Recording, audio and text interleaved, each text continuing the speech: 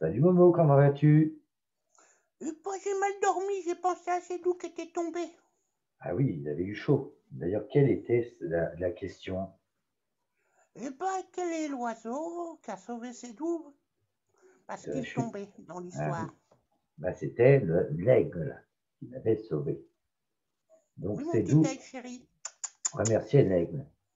Il ne comprenait pas comment il avait pu le sauver alors qu'il voulait manger des petits animaux.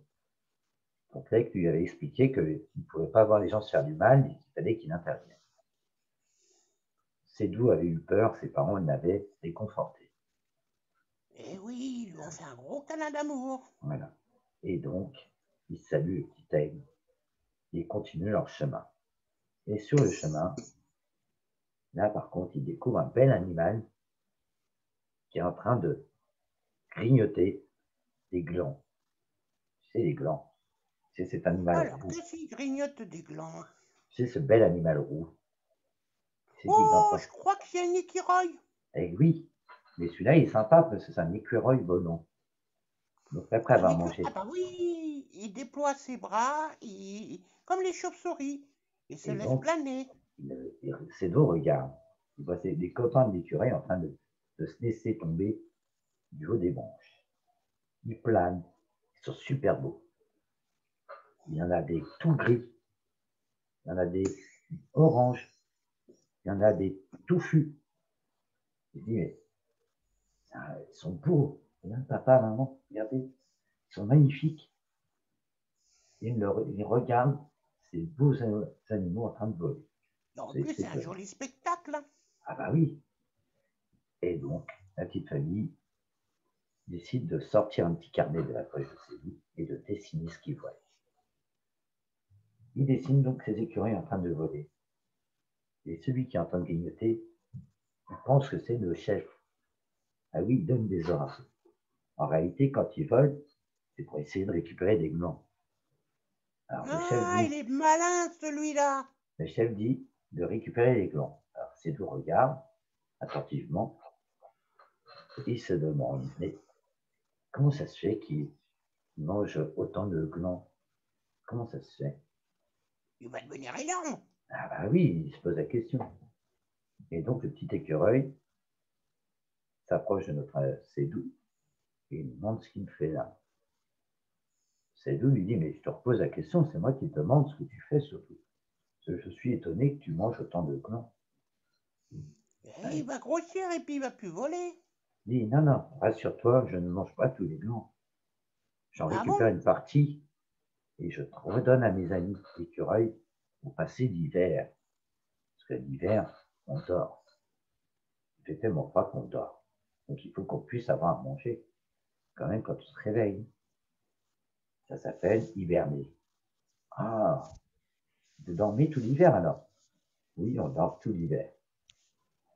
Dis donc, vous dormez bien, c'est nous dit comme ça.